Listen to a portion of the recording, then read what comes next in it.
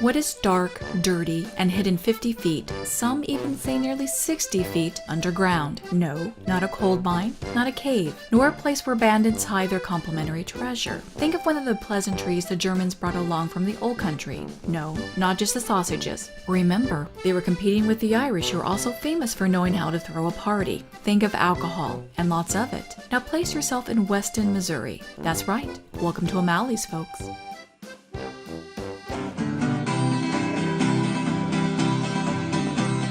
Together with the pots and the old tin cans, the mash, the corn, the barley, and the bran. Bob Reeder, I know we're in O'Malley's Pub. I know it's part of Weston Brewing, but I think there's a lot more to this place than meets the eye. Party people, how you feeling?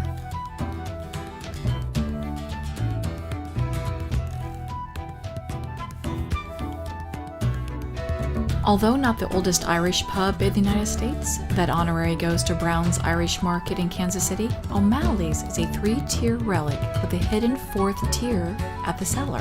Since 1842, this hole in the ground, literally a hole in the ground, has brewed and served the populace through the best of times and the worst of times, except when Prohibition forced it to shut down its operation for over a decade. This brewery has gone under many transformations, so much so that before it was Irish, it began as German. German immigrant John Georgian first started the brewery, digging up a cellar and drawing ice from the river during the winter months to keep his beer cool. 5 stone cellars were eventually constructed, in fact, making his brewery one of the largest ones in the United States of his time. Upon his passing in 1857, August Kuntz bought it. 3 years later, it was destroyed by a fire, but Kuntz reopened it until 1872, when his finances had hit a bottom low. Perhaps not entirely his fault, and just a year before the Panic of '73, the U.S. suffered from the railroad boom, the Chicago fire, which devastated the Midwestern economy, and worst of the worst, a flu that had killed off 75% of the horse population, bringing transportation to a halt.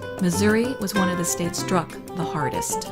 By 1885, an Englishman, John Brandon, picked up where the Kuntz family dropped off. Although it was 2 years following, he sold it to another German family, the Waldorfs. By 1901, it became incorporated and was renamed the Weston Royal. At that point, the pub had a reputation for being the oldest brewery west of the Hudson River and a reputation for producing 20,000 barrels a year.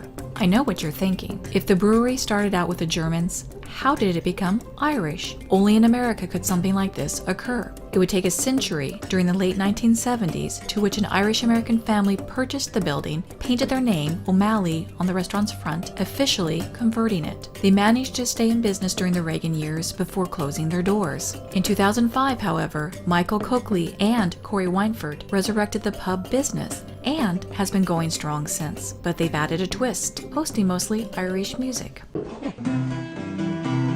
This is the upper cellar, Joel.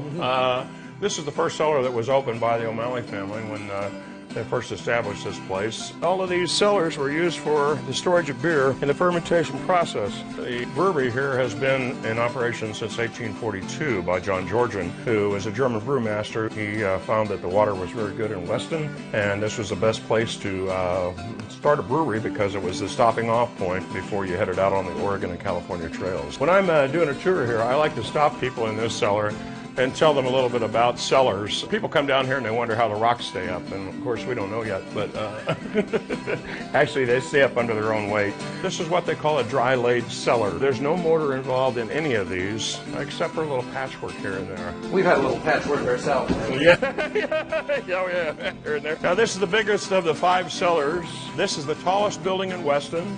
It's only underground. On that side of the pub over there, it's about 60 feet underground. You can see how thick the walls are here. They are 2 to 3 feet thick, and this is why this thing has lasted as long as it has, because it's so well built.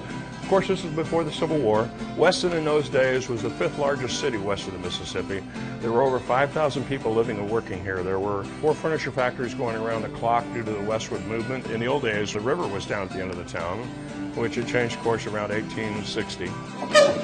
What we're going to now, Joel, is our secret cellar. That tunnel used to go back over to John Georgian's house. John Georgian did not like to walk to work in inclement weather.